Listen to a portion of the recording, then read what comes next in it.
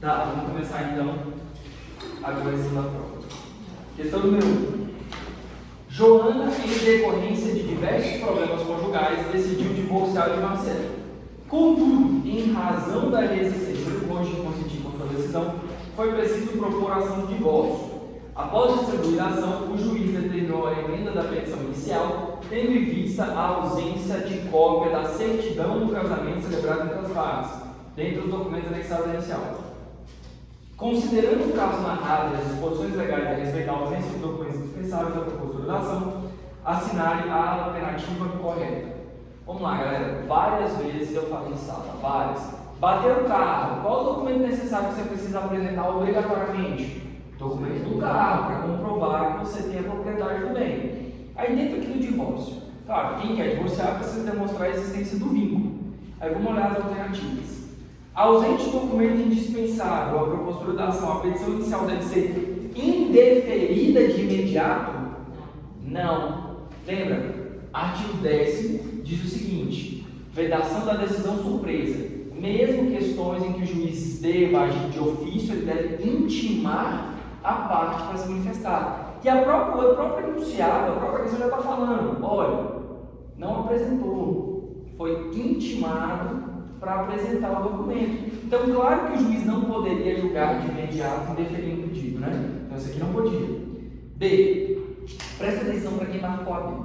Porque aqui na B tem um prazo de 5 e na C tem um prazo de 15. Aí você fala: pô, professor, mas eu não lembrei do prazo, professor. Bem, 5 e 15 são os prazos mais comuns dentro do processo civil. Vamos lá. Prazo para contestação, 15 dias. Prazo para réplica, 15 dias. Então, 15 é o mais comum de todos, mas essa letra B aqui tem outro erro, olha lá. A certidão de casamento é documento indispensável à propositura de qualquer ação. E se eu for solteiro? Como é que eu vou entrar com a ação? Preciso da certidão de casamento? Eu não tenho. Está falando qualquer ação, então está generalizando, essa questão já começava errada daí. Aí depois vem o seguinte: constatando-se a sua ausência, deve o autor ser citado. O autor é citado, turma? O autor é intimado para apresentar a emenda no prazo de 15 dias. Então, essa daqui estava toda zoada, toda errada essa questão. C. Ausente de documento indispensável à propositura da ação, o autor deve ser intimado para emendar ou completar a emissão no prazo de 15 dias. D. A ausência de documento indispensável à propositura da ação configura hipótese de improcedência liminar. Vai julgar o mérito? Não. A letra A falava a mesma coisa da ideia de mérito, então também não seria compatível. Improcedência liminar, artigo 332. Beleza? Então a resposta correta é a letra C. Questão, ok. Qual foi o artigo você? Não, 10 não. Da C sobre a petição inicial de intimação, do 319 seguintes.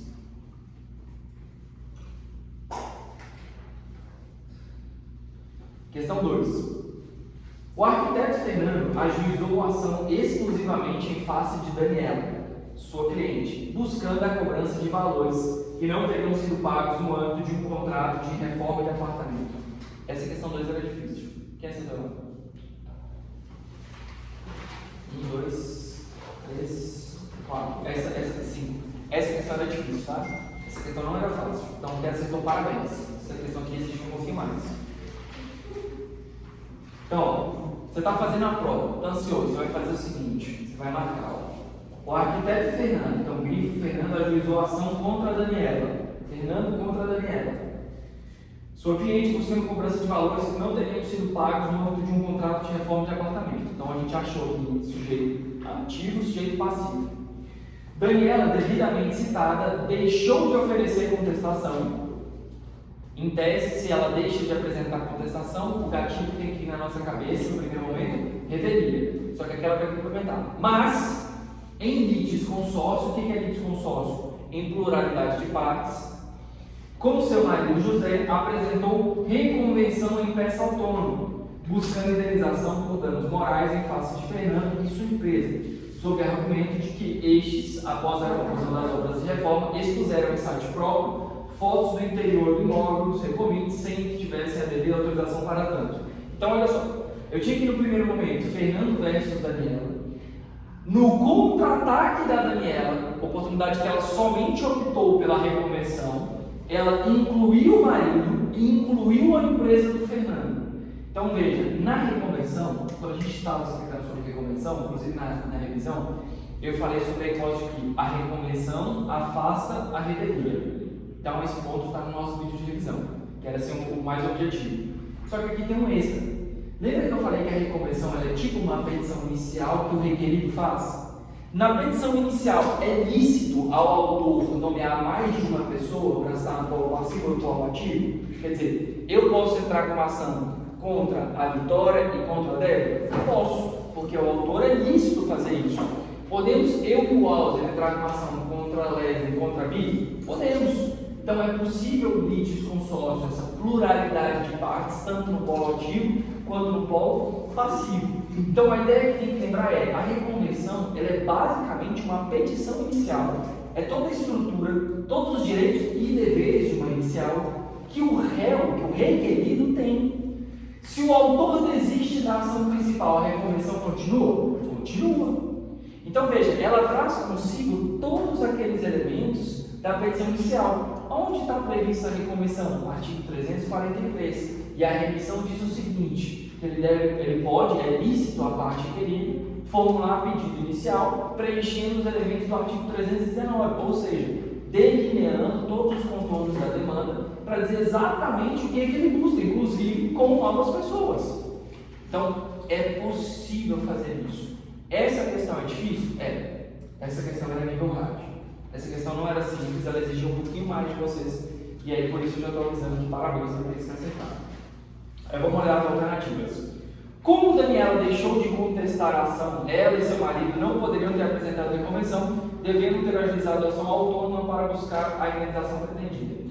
Bem, eles poderiam eles até poderiam ter entrado com uma ação autônoma sem problema, mas aqui no caso eles optaram pela reconversão. Lembra? Você falou deixou de apresentar a contestação, você vai criar um gatilho na sua cabeça. Revelia. O que é revelia então? Quando a parte contrária deixa de apresentar defesa. Então, no processo civil, qual é o nome da defesa? Contestação. No processo penal, quando vocês forem estudar o processo penal, vai ser o quê? Resposta à acusação. Então, esse é o momento de defesa. Deixou de apresentar a defesa, poderá ocorrer o efeito da revelia, revel, não apresentou defesa. Qual é a consequência da revelia? A consequência da revelia, Martina, é que o juiz pode presumir que os elementos da inicial são verdadeiros. Então, falou de revelia, você vai lembrar do gatilho. Deixou de apresentar defesa. Consequências da revelia: presumir que aqueles fatos da inicial são verdadeiros. Se o juiz presume que aquilo ali é verdadeiro, ele pode julgar antecipadamente o mérito, no centro do artigo 355? Pode, porque para ele já está formado o processo. Você tinha a oportunidade de se defender. Não se defendeu, o camarão que dorme, a onda leva, um abraço. E aí, nesse caso, não deveria. Só que lá temos uma disposição, que se a parte opta por apresentar somente a reconvenção, vai afastar os efeitos da revelia. Como que eu faço isso em estrutura? A reconvenção, mesmo o prazo da contestação, 15 dias, inclusive vem na mesma peça. É na mesma petição. Vocês não fizeram a inicial? Aí lá na parte da inicial, você vai pegar e colocar o nosso FDP, fato, direito pedido. Só que na reconvenção, você vai colocar a competência, que é o local onde já está sendo processado, o número do processo.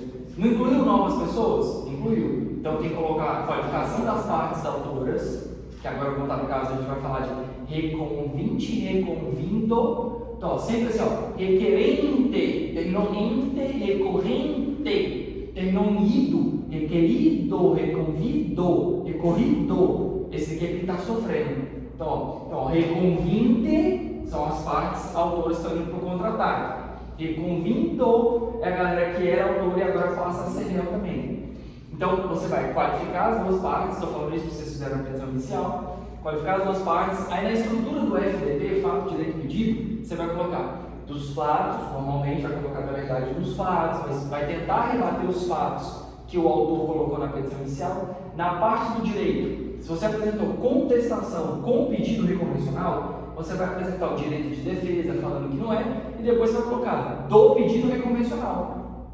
Ou então chamar só da reconvenção, cria um tópico da reconvenção, explica o seu direito, e aí no final você vem lá e coloca do pedido. Aí o que você vai pedir no pedido? Você vai pedir o seguinte, Danilo, você vai pedir a improcedência da ação do autor e a procedência da sua ação para condenar fulano a tal coisa, a fazer tal coisa, a deixar de fazer tal coisa. Então essa é a estrutura. Tem valor da ação da reconvenção? Tem. Não é a mesma estrutura de petição inicial? Quando vocês fizerem a petição inicial, tiver que colocar lá competência, qualificação da parte autora, fundamento da peça, nome da peça, qualificação da parte contrária, fato. O que aconteceu? Direito. Quais são os direitos inerentes àquele caso? Aquele tinha que falar que a relação era consumerista.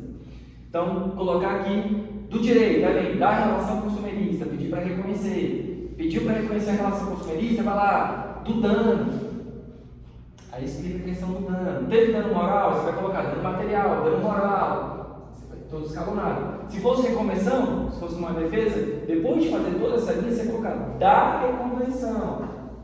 Aí vamos para os pedidos, na peça inicial. Primeiro pedido, recebida a petição inicial processada, citando a parte contrária para querendo apresentar a defesa no prazo legal.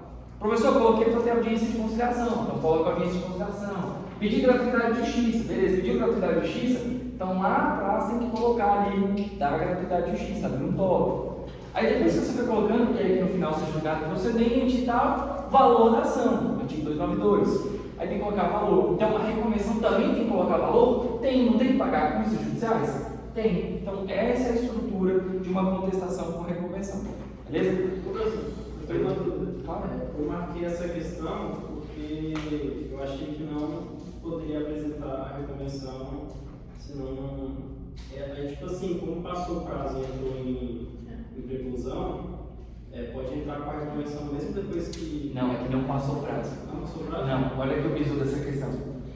Ó, devidamente citada, deixou de oferecer contestação, mas ele, desconsolado com seu marido, apresentou reconvenção em peça autônoma. Então, assim, ele não fala que foi posterior. É porque você pode deixar de apresentar contestação no mesmo prazo e apresentar só a reconvenção. Só que eu expliquei para vocês na prática o perigo de fazer isso. Porque a inicial pode vir ali, por exemplo, discutir um contrato com 10 cláusulas. Na reconvenção, se você não discute ou nega todas de forma genérica, algumas delas podem acabar sendo em controvérsias. E aí você pode acabar tendo um risco daquilo ali não ter sido questionado. E aí é um perigo. Eu expliquei isso na sala, inclusive, eu fui falar dos discutidos. Falei, qual é o problema? O problema pode gerar isso aqui. Então, nesse caso, é que é o mesmo prazo, então não foi depois. Mas eu concordo contigo que a questão poderia ter sido até um pouquinho mais clara. Mas realmente, presumidamente, foi o mesmo período. Eu marquei porque eu achei que era depois que foi passado o prazo. Essa questão não briga com a questão. Não tenta achar, por exemplo, algo que não tem. Em especial, a GV faz muito isso. E vou fazer o TJ agora, tá? No dia 29, não briga com a GV. Volta e meia a questão, falta alguma coisinha, mas assim, presumidamente, a resposta é mais simples do que aparenta ser. Em especial porque eu vou fazer de nível superior. Não sei se a pessoa vai fazer, não briga com a questão. A de nível médio vai vir um pouquinho mais rápido, mas a de nível superior, acho que ela vai vir mais técnica, mas não vai dar ficar brigando com ela. Show? Aí vamos lá. Como eu disse para vocês, a questão da letra estava errada. B. A reconvenção deverá ser processada a despeito de Daniela não ter contestado a ação originária na medida em que o réu pode propor reconvenção independentemente de oferecer a contestação. Aí vem o grande ponto da GV também, Samuel.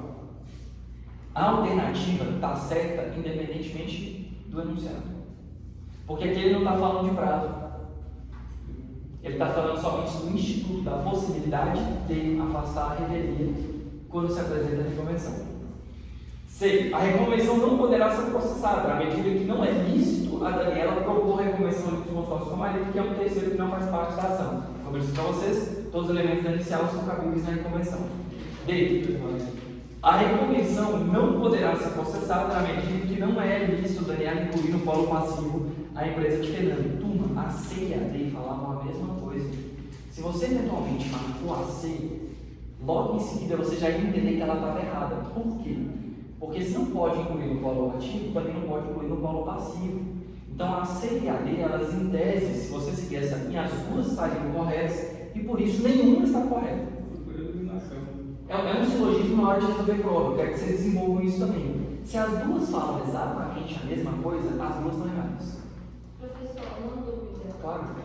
o arquiteto, ele processou a Daniela, né? Isso. E ela incluiu o marido dela na... Isso, ela incluiu o pode. Porque pensa o seguinte, agora é a Daniela e o marido que estão entrando com ação contra o arquiteto mais a empresa do arquiteto. Lembra que a reconvenção é tipo uma petição inicial. Vamos lá, o imóvel é de quem? Daniela. Não é da Daniela e do marido, porque eles são casados? Então, em tese, a legitimidade ali, para os dois, é a capítulo. Os dois vão estar brigando sobre o imóvel deles.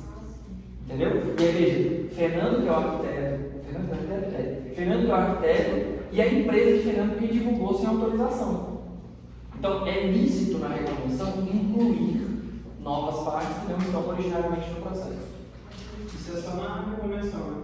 Por poder apresentar novos fatos, no caso. Sim, porque você vai trazer toda a estrutura de petição inicial, inclusive incluir pessoas. Agora veja, na contestação, artigo 337, você vai dar uma olhadinha lá e tem ali uma preliminar que chama de ilegitimidade. Então, eu entro com ação contra o Danilo fala assim, não fui eu não. Eu não sou parte legítima não, esse imóvel não é meu não, é do Samuel. Então veja, ele está tirando dele fora e está colocando outra pessoa como se fosse a pessoa legítima para responder a ação. Na contestação. Mas ele não está formando que os dois fiquem juntos. É diferente de intervenção de terceiros, que eu não vou adentrar porque é matéria de processo civil 1. Que aí seria uma denunciação da lide ou chamamento ao processo, uma das matérias mais caras na forma da lei. Então, nesse caso, eu não vou estar constituindo um consórcio, não vai ser uma pluralidade. Ele está falando para ele sair do processo, literalmente sair do processo, e você ser a parte legítima. Entendeu? Show? Show top. Então, a resposta correta, letra B. Alguém não entendeu essa questão? Tá tranquilo? 4, teve aquela mudançazinha, né? Só para nesse caso aí que você estava explicando, quando ele sai do processo, então essa pessoa é citada ou é legitimada? Citada, né? É porque ela vai ter que ter ciência do processo. Quando você alega ilegitimidade, o juiz intima o autor sobre a ilegitimidade. E aí ele concorda, ou ele não concorda, ou inclusive ele pode pedir a exclusão da pessoa que ele originariamente colocou e pedir para citar a nova pessoa. Entendeu? Quer ver um exemplo? Por exemplo, quando você quer tirar uma pessoa que está no local, ou pegar e fazer um pagamento de dívida para que você não sabe quem é a pessoa legitimada, a pessoa falou, não sou legitimado, ela vai lá e tem que falar quem é a pessoa legítima. Não estou no imóvel, é fulano de tal, não comprei isso, não fiz tabaco, fulano de tal. Entendeu? Próximo. Um advogado elabora uma petição inicial em observância aos requisitos legais. Da análise da peça postulatória, mesmo se deparando com controvérsia fática, essa é uma questão nível hardcore. Mesmo se deparando com uma controvérsia fática, o magistrado julga o pedido improcedente liminarmente. Vamos lá, essa daqui no português dava para ajudar bastante. Porque é o seguinte, galera, o juiz pode simplesmente pegar a inicial e julgar improcedente de forma liminar. A gente viu lá no artigo 332, improcedência liminar, falando que olha, o juiz pode julgar sem ouvir a outra parte de forma improcedente. Só que isso é exceção, de exceção, de exceção. Quais são as hipóteses? Incidente de assunção de competência, recursos repetitivos, demandas repetitivos, súmula do Tribunal Superior, súmula do Tribunal Local sobre aquela matéria. Então vamos imaginar o seguinte: Marta bateu no carro da Lorena. As duas estão discutindo quem é que bateu porque tem que verificar a dinâmica. O juiz pode julgar improcedente o pedido da Marta, nesse caso, sem ouvir a Lorena? Resposta: não, porque como é que ele vai adivinhar a dinâmica fática do caso? Então a improcedência liminar não é compatível com questões de fato. Improcedência liminar só é compatível com questões de direito. Vamos por exemplo aqui então. Luiz trabalhou 20 anos e deixou uma filha quando ele morreu. Trabalhou 20 anos. Aí o STJ vai lá e entende o seguinte: se o contribuinte pagou 10 anos de contribuição previdenciária, ou seja, contribuiu por 10 anos, já tem direito à pensão para os filhos. Luiz morre. Entra com a ação.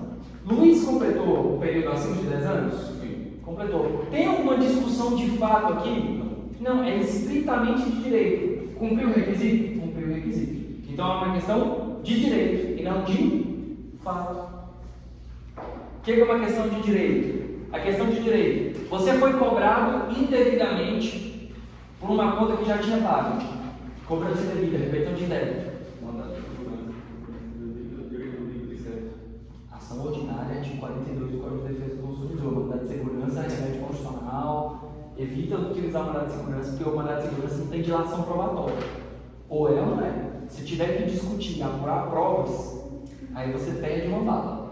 Não usa o mandado de segurança de primeira linha, não. O mandado de segurança você vai usar muito, por exemplo, edital. Não tem papo para discutir edital de concurso. É possível o mandado de segurança? É, porque você não tem outras provas a constituir, a não ser aquela que está ali. É estritamente documental, é aquilo e pronto, falou, valeu. Não tem um porquê de fazer dilação. Agora, por exemplo, uma ação de cobrança devida, às vezes você precisa trazer novos documentos, ou oficiar um banco, alguma coisa assim, e aí não é uma boa saúde, não é uma boa saída. Ela é mais rápida mesmo, mas sempre tome cuidado entre utilizar a ação ordinária e mandado de segurança. O direito ele não pode admitir dúvida. Se tiver dúvida, não é uma boa utilizar mandado de segurança, vai para a ação ordinária. Show? E ele utiliza o direito civil, né? O ideal é que você busque a sua solução no direito civil. O mandado de segurança ele realmente é excepcionalíssimo. Então, você que faz essa estratégia. E às vezes, até no edital de concurso público, é melhor você fazer o uso de ação ordinária. Por exemplo, você está discutindo sobre teste de aptidão física. Tem que provar de vídeo. Você vai poder utilizar o mandado de segurança? O mandado de segurança, a prova é pré-constituída. Você não vai ter dilação probatória, você vai ter fase de provas, igual na ação ordinária. Na ação ordinária não, você tem mais possibilidades. Então, o manejo de um ou de outro tem que ser muito bem pensado antes de você utilizar. Então, em procedência liminar sobre questão de fato, não era cabível. Diante dessa situação, o patrono do autor opta por recorrer contra o provimento do juiz, arguindo a nulidade da decisão por necessidade de dilação probatória. Originariamente não tinha essa explicação aqui, eu coloquei para vocês. Realização de atos probatórios para julgamento. Com base nessa situação hipotética, assinale a alternativa correta. O advogado pode aduzir que, antes de proferir sentença definitiva, o juiz deve necessariamente determinar a emenda inicial em atenção ao princípio da primazia de mérito. Turma, no quadro, a gente colocou aqui, ó, bem aqui desse ladinho, petição inicial e procedência liminar. Então não está falando de emendar, porque emendar é o quê? Por uma questão formal, algum vício superável. Na improcedência liminar é porque a convicção realmente, o autor está indo contra o entendimento pacificado, contra uma demanda que já trouxe consigo um efeito vinculante. Então não vai poder discutir por quê? Porque ele está indo literalmente contrário a algo que já está pronto, cabalmente decidido. Imagina, alguém aqui pode pegar e buscar e tentar anular um casamento de outra pessoa porque foi uma união homoafetiva? Não, você já sabe de pronto que não, porque não é um direito nem seu que você está discutindo. Então, nesse caso, de pronto, se você apresenta um negócio desse, mata o processo. Beleza? Bem, não existem hipóteses de improcedência liminar no atual sistema processual. Errado, né? Isso aí já era batido. C. Somente a inépcia da inicial autoriza a improcedência liminar. Inépcia é indeferimento, artigo 330. E não improcedência liminar. Nas hipóteses em que há necessidade de dilação probatória, não cabe improcedência liminar no pedido. Letra D. Se preciso apurar a questão de fato, evento, resposta correta, letra D. Não cabe improcedência liminar. E nenhuma das anteriores, só para dar aquela mexida no coração na hora de marcar. Professor, eu tenho uma dúvida besta, mas... Faça, não existe dúvida desse. Essa, tipo, improcedência liminar, o significado dela, assim, objetivo? Objetivo: o juiz analisou o mérito, julgou improcedente a proteção do autor, aí traduzindo lá da ideia do que é liminar, sem mesmo ouvir a outra parte. Então o juiz julgou no mérito, sentença terminativa ou definitiva?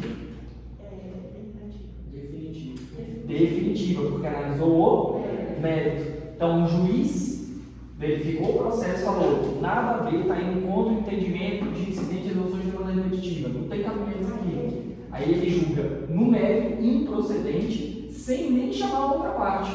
Agora pergunta, turma, pode ser julgado procedente liminarmente? Não. Por quê? Olha só que interessante, olha, presta atenção aqui. Exatamente. A improcedência liminar, quem é o único prejudicado é o autor. Improcedência. A improcedência, o único prejudicado é o autor. ele entra com a ação e perde. Por isso que não tem prejuízo para a parte contrária, porque o autor perdeu. Agora, procedência liminar não existe porque você estaria tirando o direito de defesa, aí você estaria prejudicando a outra parte. Por isso que não existe no nosso ordenamento. Existe procedência. No caso de pedido de urgência, não é procedência liminar, né? Deferimento e indeferimento, mas é porque é o seguinte, isso aí é uma tutela. Aí na tutela é uma decisão precária. Então, por exemplo, Marta entrou com ação representando a Andressa, porque a Andressa ia morrer e precisava de tratamento médico. Tutela de urgência, artigo 300 e seguinte. Nesse caso, o juiz vai emitir uma decisão. Decisão interlocutória sobre tutela provisória é uma decisão precária, pode ser revista ao longo do processo, entendeu? Então ela não tem ali o condão de exaurir, de matar o mérito, é só porque em razão de uma urgência do perecimento de um direito foi deferido. Tem uma aula top lá que eu já coloquei no YouTube sobre tutelas, vale a pena porque essa matéria ela é difícil, beleza? Entendeu? Show? Mas daqui a pouco que a gente ainda vai falar de decisão parcial antecipada de mérito é da nossa matéria de processo civil. Fechou? Então, alguma dúvida sobre essa questão? Não? Eugênio, você ficou com dúvida de improcedência liminar? Não, eu queria explicar as questões. Oi? Quando faz procedência liminar. Então, vamos parar de errar. Procedência liminar julgou o mérito sem nem mesmo ouvir a outra parte. É medida excepcionalíssima dentro do direito. Indeferimento, sentença terminativa, não apreciou o mérito. Tá bom? Você vai pegar 330 mais 485 do Código de Processo Civil. Qual é a diferença de mandar o mérito para uma decisão interlocutória? Porque uma decisão interlocutória é alguma questão incidental que aconteceu ao longo do processo. Vamos dar um exemplo aqui. Você está discutindo ali sobre uma herança.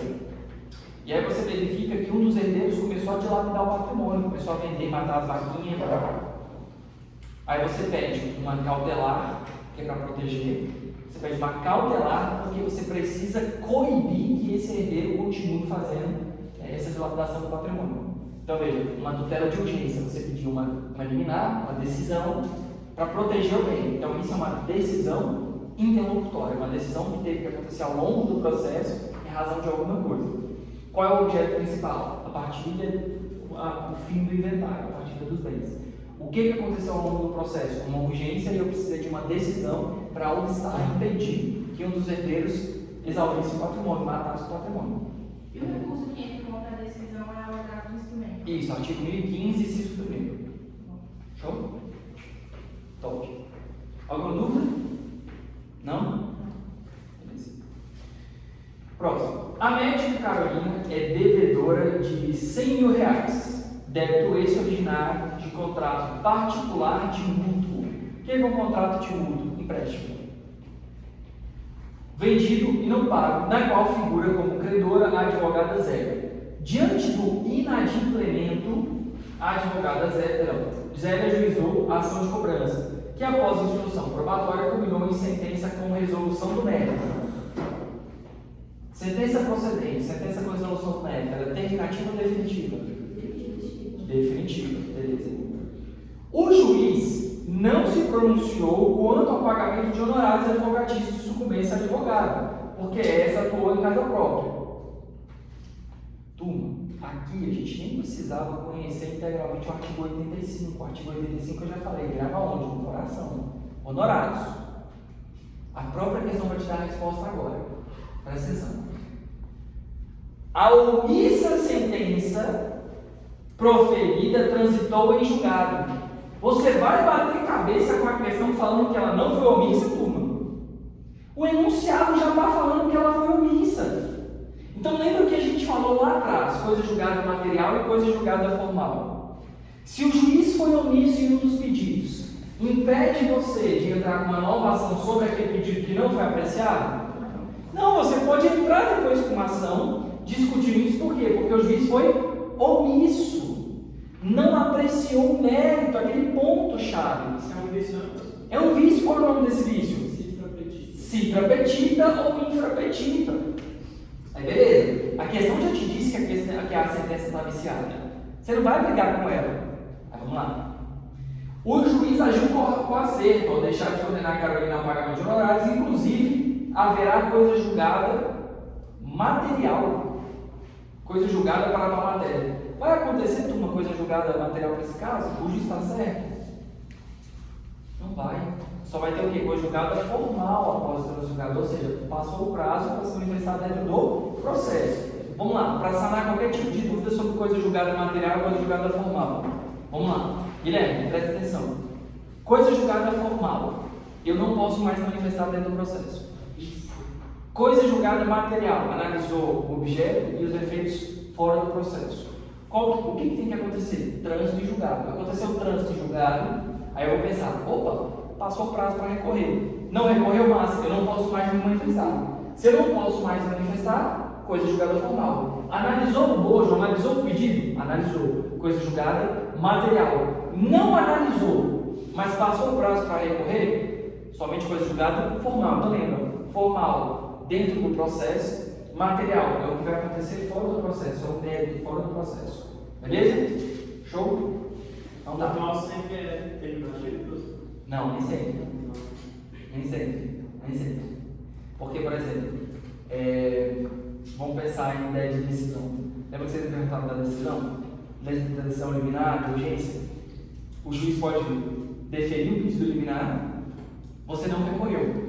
Não é uma sentença terminativa, foi uma decisão que não foi impugnada. Então não é sentença nem definitiva nem terminativa, é uma decisão que não foi apresentada no recurso. Vai ter qual efeito? Coisa julgada formal. Vai poder fazer coisa julgada material? Não, porque não vai inventar, não vai apreciar literalmente o mérito de pronto, mas ela vai se tornar imutável, só que por ser uma decisão precária, pode ser revista ao longo do processo. O professor acelerou demais. Dá uma borracha nisso. Depois eu vou ter uma aula só de agravo com vocês e eu vou explicar essa questão da decisão de aluno. Fechou? Top. Vamos lá. B. Os honorários advocatícios de sucumbência não poderão ser questionados em ação autônoma. Errado. Vai contra o artigo 85 e lembra da ideia da opção da sentença. C. A sentença possui vício, sendo citra petita, portanto, fazendo coisa julgada material e formal? Não. Se ela foi citra petita, ela já não poderia fazer coisa julgada o quê? Material, somente coisa julgada formal. D. O recente trânsito julgado da omissa sentença não obsta o ajuizamento de ação autônoma para definição e cobrança dos honorários de sucumbência. Alternativa correta, letra D. Galera, quando essa questão aqui sai na OAB, eu achei muito engraçado. Essa questão é da OAB. Porque, veja, a única alternativa que chama a sentença de omissa, da omissa sentença, é essa. É a letra D. É a única que repete. E aí a letra E é uma das anteriores. Então, realmente não poderia ser. A alternativa correta é a letra D. 5. Para fazer a 5, eu tenho que questionar o seguinte: que diacho é petição adepta? Em algum momento da nossa vida a gente falou de petição adepta. Adepta o quê? Ao veganismo, adepta a alguma religiosidade. Que diacho é adepta? Então a gente nunca falou, isso aqui não faria sentido. Aí vamos lá. A petição inicial será indeferida quando a parte for manifestada. Peraí, para você. A petição inicial será indeferida. Indeferida é uma sentença definitiva ou terminativa? A sentença? Isso. É definitiva, porque é a sentença. Cuidado. Mesmo ele, na mesma questão que eu te perguntei anteriormente, ó. Indeferida, a inicial Luiz, é uma sentença terminativa ou definitiva? Definitiva. Por quê? Porque não apreciou o mérito. Exato. Mas não já aparece a sentença? Nem toda sentença é definitiva. Porque senão não está perguntando se a sentença é definitiva ou terminativa. Indeferido. Indeferido quer dizer que falta pressupostos para o juiz apreciar. Então analisou o processo todo, chegou na sentença. Não. Ele olhou que não precisa de um processo todo. Não precisa existir esse todo que você está construindo. É o seguinte, ó. Petição inicial, o juiz foi lá, recebeu, fez uma decisão. E diz o seguinte, Lorena, emente-se a inicial, porque você não juntou um documento. Emente-se a inicial para pagamento de custa. Emente-se a inicial para esclarecer um fato. Emente-se a inicial para trazer o pedido, para trazer o valor. Aí você não mudou, você não trouxe a emenda inicial. Então o juiz sentencia. Essa sentença vai falar se tem razão ou não? Não. Ela vai indeferir a inicial porque faltou requisitos para o próprio julgador julgar. Então essa sentença ela vai ser o quê? terminativa, porque não analisou o mérito. Nesse caso vai ser o quê? Indeferindo a pretensão inicial e não rejulgar improcedente. Improcedente é, perdeu, indeferiu, não vou poder apreciar. Entendeu?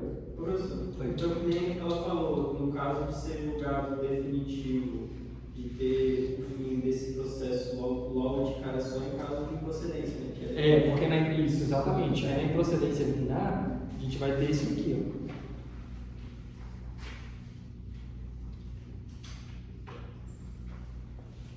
Por isso que ele é tão excepcional. Aqui, ó, petição inicial, o juiz verifica de pronto, opa, isso aqui está errado.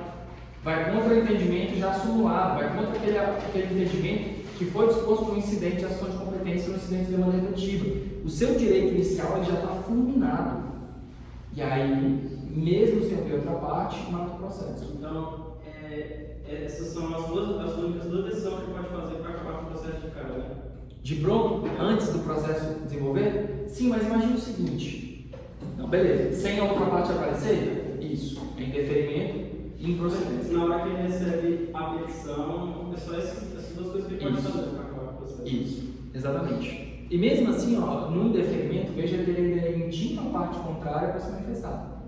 Perdão, a parte autora para se manifestar. Samuel, junte tal comprovante. Samuel, faça tal coisa. Pague custos.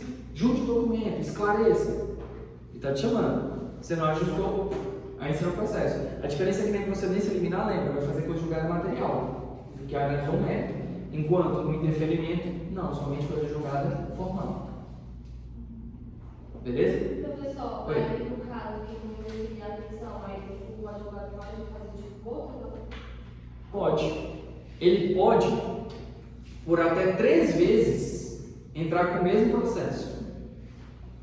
Só que na 4ª, permissão. Oi? Não, sentença repetitiva nem existe. Se você marcou isso aí, tá errado. Eu já sei até 4, aliás. Ela era certa porque era aquela que destoava das demais. Sentença repetitiva foi um migué na minha cabeça, a minha alminha cebosa criou para a prova. Não existe isso não. Incidente e resolução de demanda repetitiva existe, sentença repetitiva não existe. É porque lembra da ideia do Instituto da Permissão, artigo 481. Quando a parte, por 3 vezes, abandonar o processo, agindo por desídia, então 3 sentenças terminativas por abandono do desídia da parte. Se ela for tentar de novo, aí o juiz vai pegar e falar assim: opa, nem posso receber essa aqui. Por quê? Porque você agiu por desídia e abandonou o processo. O Instituto da Permissão. Inclusive, uma das provas de processo civil, cobrei definição de permissão. A prova de vocês foi vício das sentenças e essa turma foi permissão. Qual a turma do. Qual semestre? Também no mesmo semestre do quinto. Então tá adiantado aí. Não, vocês também tiveram. 486. Sorte, hein, que não veio permissão nessa prova, hein? Sorte que não veio nessa prova, hein? Uma das questões dele era permissão. Mas eu achei que vocês mais difícil. Porque são vários vícios, né? São 3 vícios e a chance de confundir era muito grande, um misturar com o outro. Cita não, todo mundo tinha que. Não podia deixar em branco. Porque a prova o tempo todo está falando. Cita petita, sentença promissa. Tinha uma que a resposta estava lá, não podia deixar em branco. Né? Beleza, Samuel? Top. Chute. Camarada tirar esse notão aí, deixando a questão em branco, é chute. Porque não tem como a resposta da questão subjetiva está aqui. Tanto, não, as duas. Porque vocês perceberam que na número 1, na número 1 não, na número 1 fala ali de citação e intimação. Então a resposta da número 1, você já acertou, tinha ali a diferença que o erro era falar de intimação, citação e prazo. E depois cita petita, não tinha como. Foi chute, foi um bom chute. Pode ser que na hora também ficou nervoso, enfim. Acontece. Próximo, vamos lá. A petição será indeferida quando a parte for manifestadamente ilegítima por meio de sentença definitiva. Turma, eu peguei e expliquei para vocês um negócio assim, ó. Condições da ação. Legitimidade e interesse de agir. Se carecer de legitimidade ou interesse de agir, sentença terminativa. Por quê? Porque não vai poder apreciar o mérito. Vamos lá. A parte manifestadamente ilegítima por meio de sentença definitiva? Não. Porque se a parte não tem legitimidade, a sentença será o quê? terminativa, teoria eclética. B. O autor carecer de interesse processual por meio de sentença com resolução do mérito. Ó, se você aprendeu condição da ação, você já sabia aqui, ó. Qual que é o artigo da condição da ação? Então já pensou assim, não, eu estou estudando, eu quero saber top. Artigo 17. Artigo 17 vai falar quais são os requisitos que eu tenho que preencher: legitimidade e interesse de agir. Legitimidade ativa passiva, interesse de agir, necessidade e adequação. C. Lhe faltar pedido ou causa de pedido por meio de sentença definitiva. O professor não lembrava esses conceitos. Gente, você está faltando causa de pedido ou pedido, como que o juiz vai julgar de forma definitiva? Imagina, o Alves esqueceu de contar um pedido. Como é que você vai julgar definitivo se não tem pedido? É bem na hora da prova a gente fica ansioso. Mas se você olhar, a C nada a ver. Não faz nem sentido. Como é que você vai julgar definitivo se não tem pedido? Próximo. Aí eu copiei o artigo, né? Da narração dos fatos não decorrer logicamente a conclusão por meio de sentença sem resolução do mérito. Aí é copia e cola do artigo, né? O artigo 330.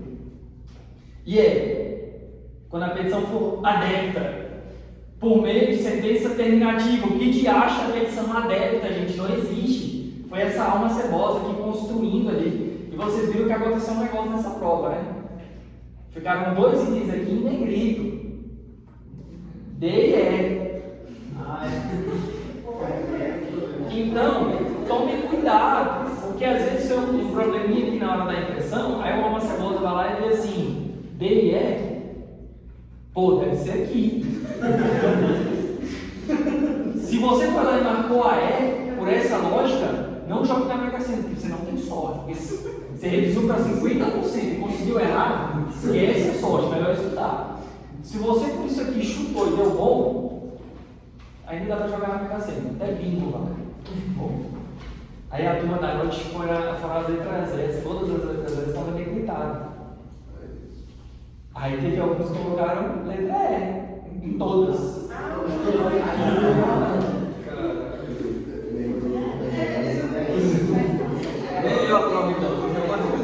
Me parece que não é uma boa estratégia. 6. A resposta é a letra D.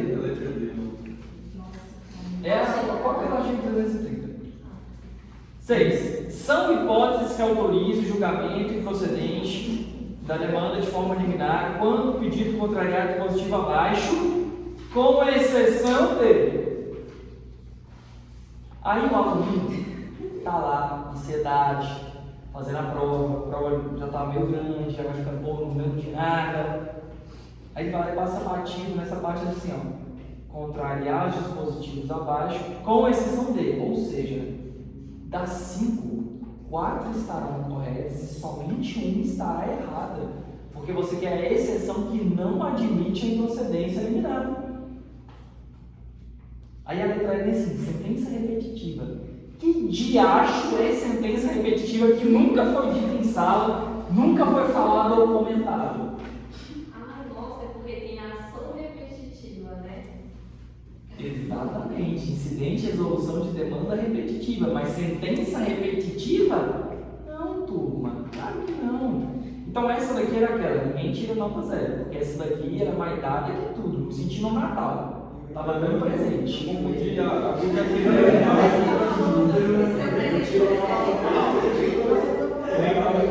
O presente estava na porta, você não abriu a porta, tô falando.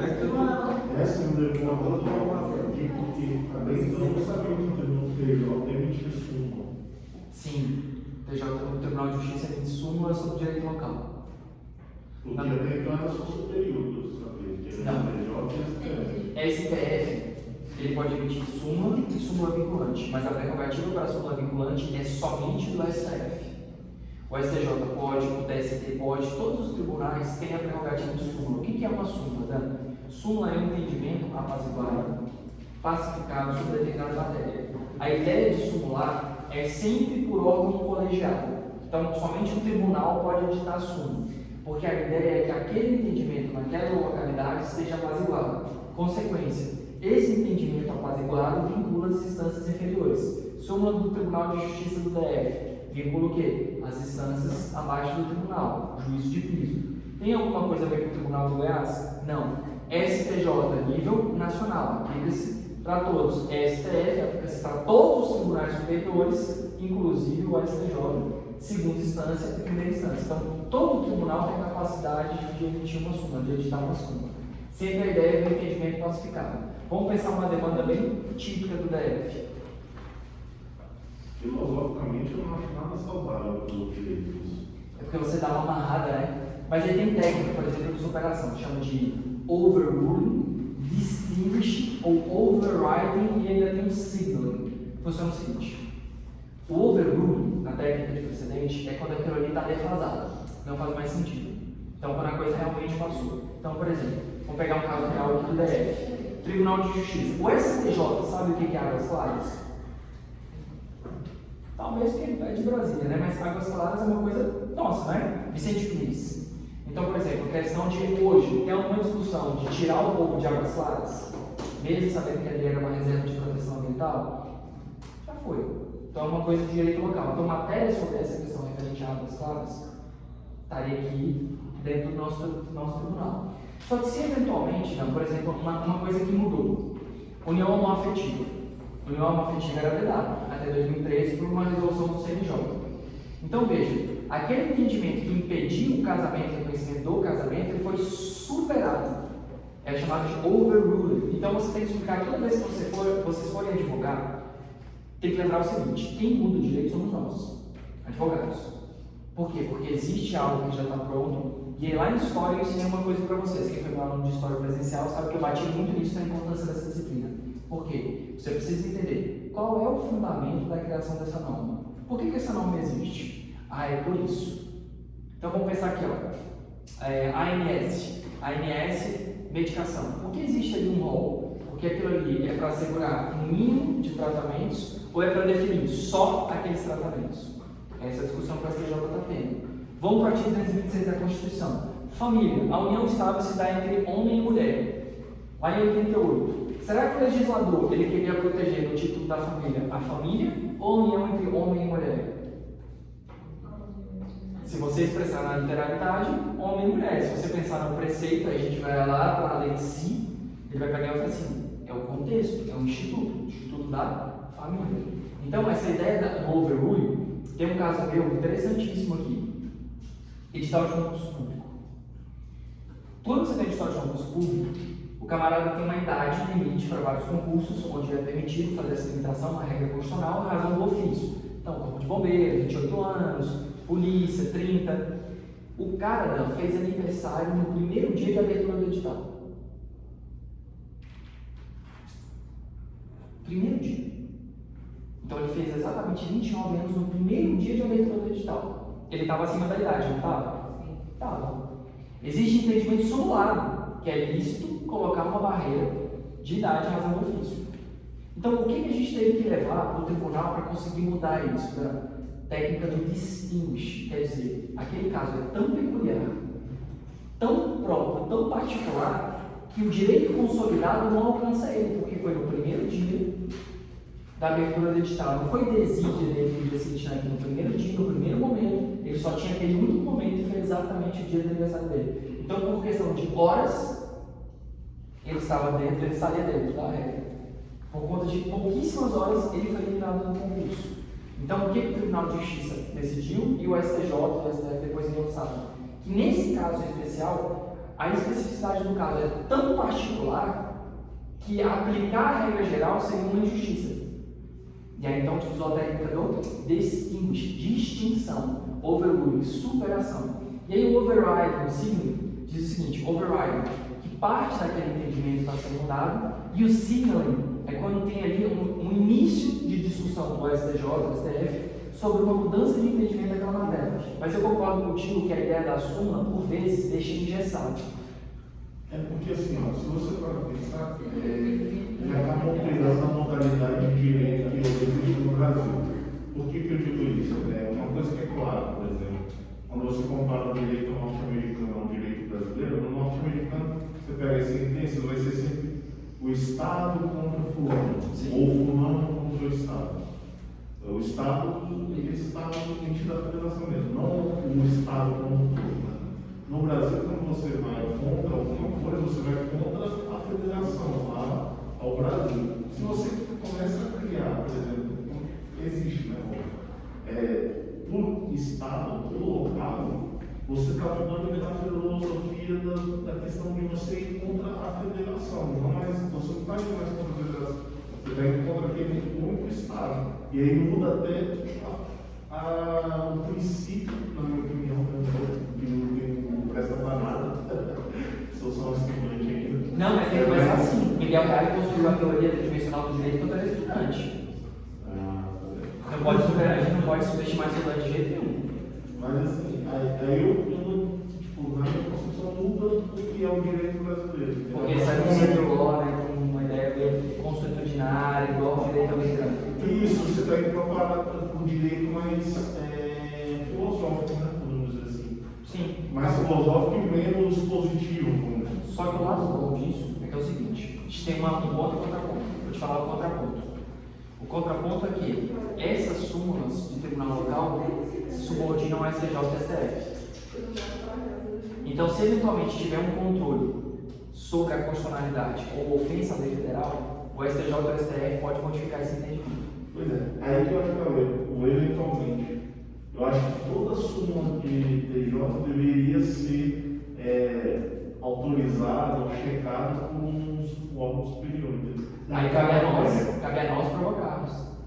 Porque o que acontece da súmula é que, como aconteceu uma quantidade de demandas, aquela matéria tem uma relevância para aquele local, ela é instaurada.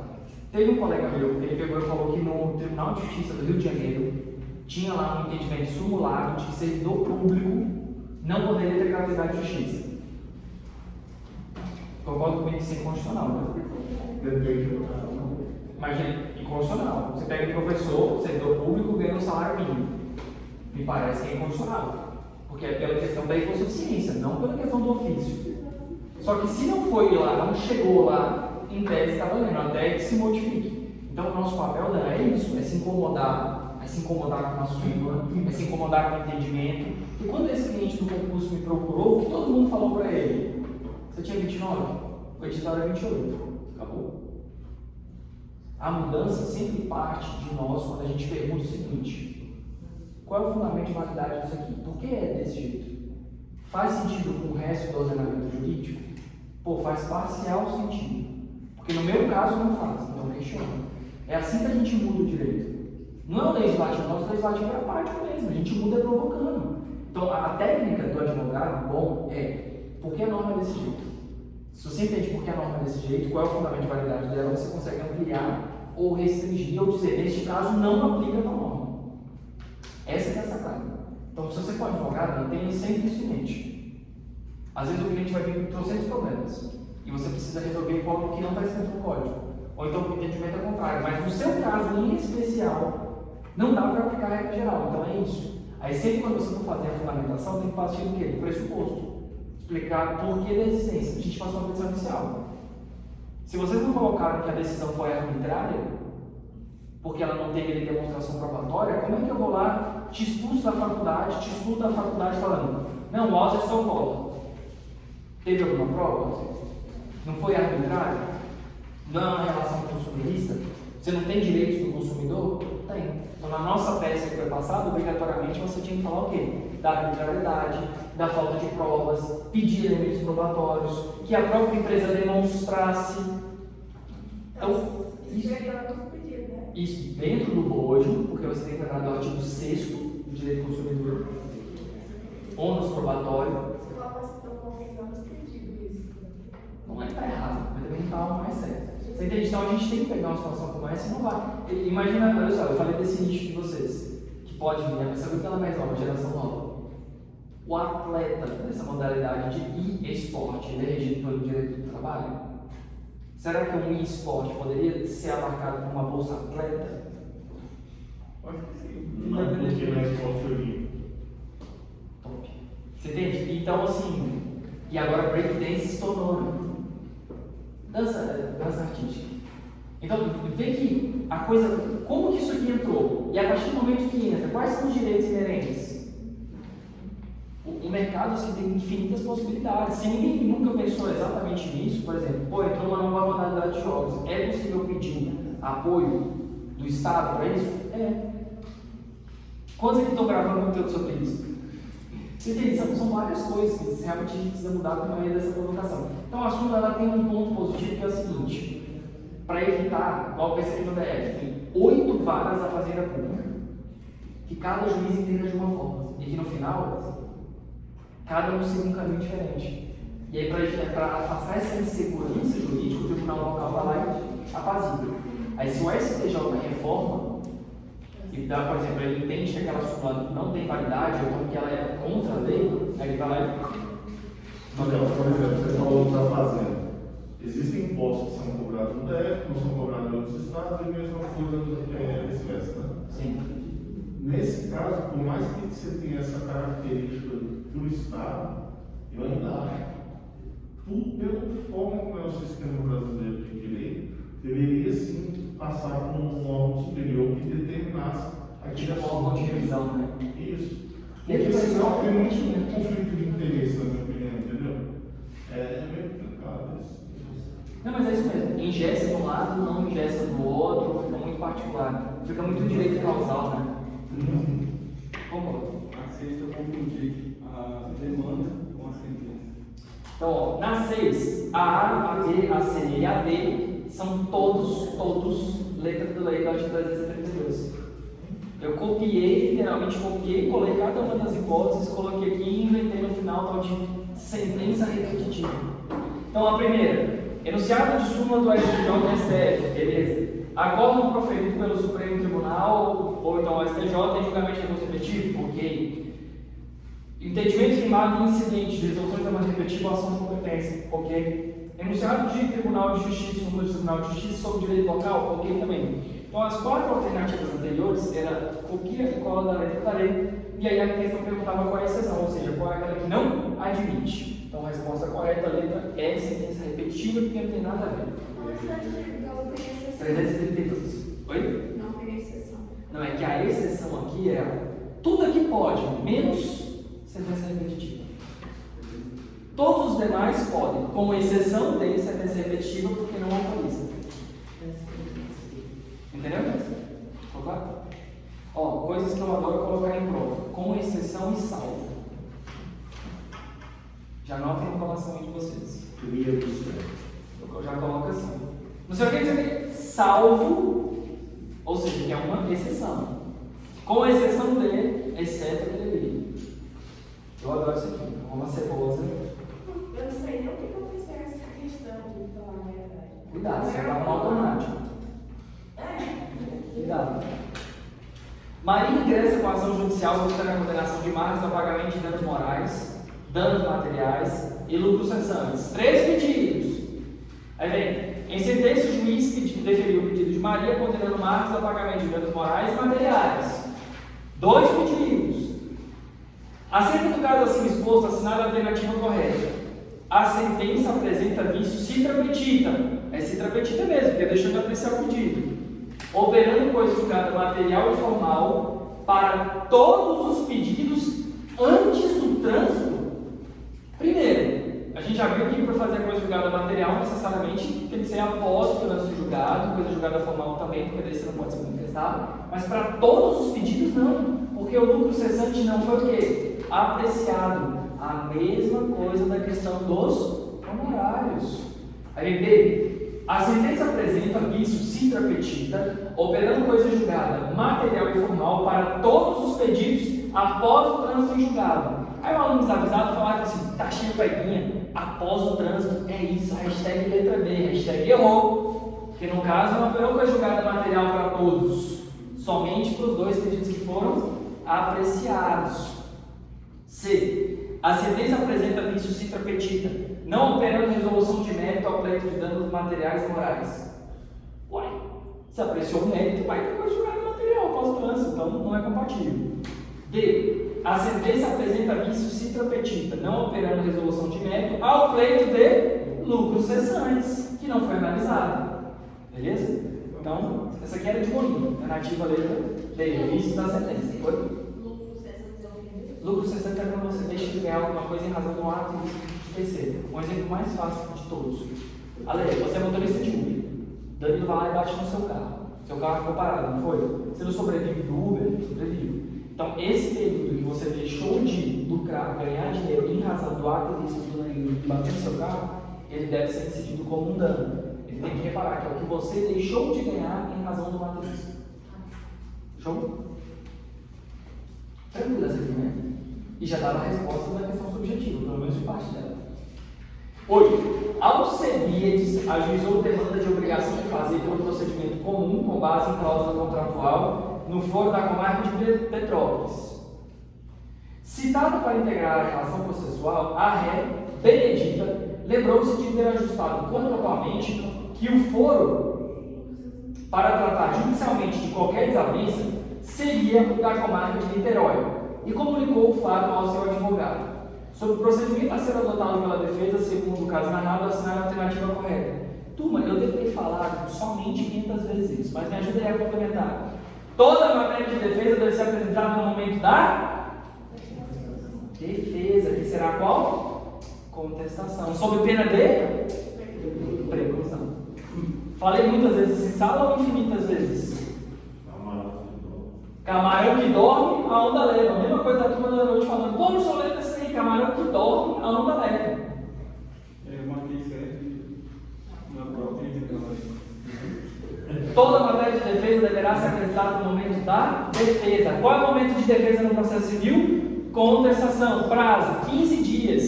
Se eu não apresento, camarão que dorme, a onda leva. Aí vamos olhar as alternativas aqui. A defesa deverá alegar incompetência de foro antes da audiência de conciliação? É o momento de defesa? Não. A defesa poderá alegar incompetência a qualquer tempo?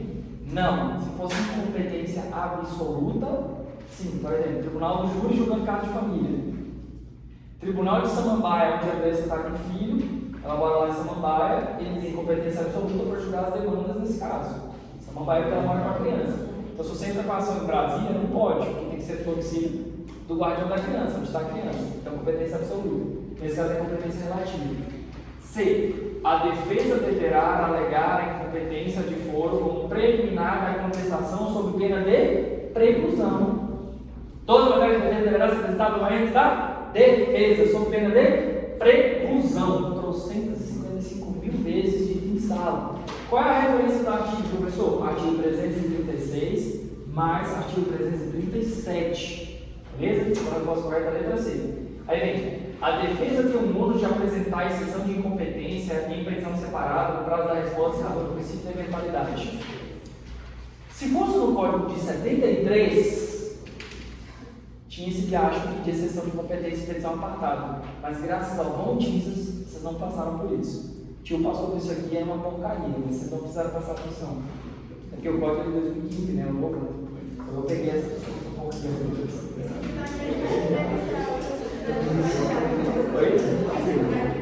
O princípio de eventualidade seria, eu coloquei esse aqui já uma semana mesmo, eu coloquei o princípio de eventualidade só para confundir. E aí a letra E, só para ficar aquela marcura, e ela também está em negrito, então se você marcou a letra E, beijos. Aí uma questãozinha. Ah não, essa é diferente. E uma das provas eu cobrei a diferença de citação para intimação. Professor, agora esse princípio da congruência eu coloquei na questão 10 sem saber que era o princípio da congruência. Eu coloquei, tipo, você até riscou, porque eu coloquei além disso, vai me salientar. Eu coloquei o princípio, mas eu não sabia que era o princípio, mas eu coloquei na questão 10. Por que eu falo que essa prova de vocês estava mais tranquila que a outra turma? Porque da outra turma é o seguinte: diferença de citação e intimação, ok? Tranquilo, fácil. Mas aí a segunda questão era: defina a permissão e seus efeitos.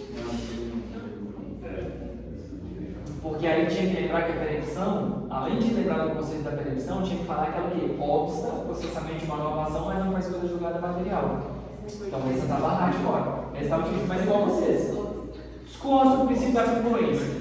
Talvez não estivesse tão fácil. Congruência, apesar da gente ter falado, que é os limites, o juiz não pode fugir dos limites da lei. Sabe o que foi que mudou eu? Na revisão, você colocou lá no cantinho do quadro. Foi. Lá no cantinho. E aí na minha cabeça, enquanto o quadro estava só os elementos da sentença. Mas congruência da cita pedida congruência com a congruência. Meu nome é visual, E aí, então, lembrar, congruência. O juiz tem que ser congruente com o que foi pedido, tem que agir dentro dos limites que foi proposto. Então, precisa da congruência de boa na lagoa, né? E outra coisa, o ponto que eu digo que essa prova foi mais tranquila que a outra, porque a 10 tem tudo a ver com o princípio da congruência. E teve uma aqui na prova que você já tinha a resposta. A sentença omissa, citra petita. Se o juiz deixa de apreciar o pedido, trata-se de vício, citra petita. Se ele julga algo que nem ao menos foi pedido, vício, extra petita. Se ele julga um valor a mais do que foi pedido, ultra petita.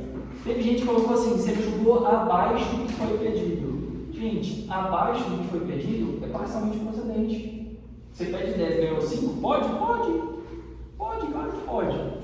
É parcialmente procedente. Você não ganhou tudo, também perdeu tudo. Qual artigo do nome? 489.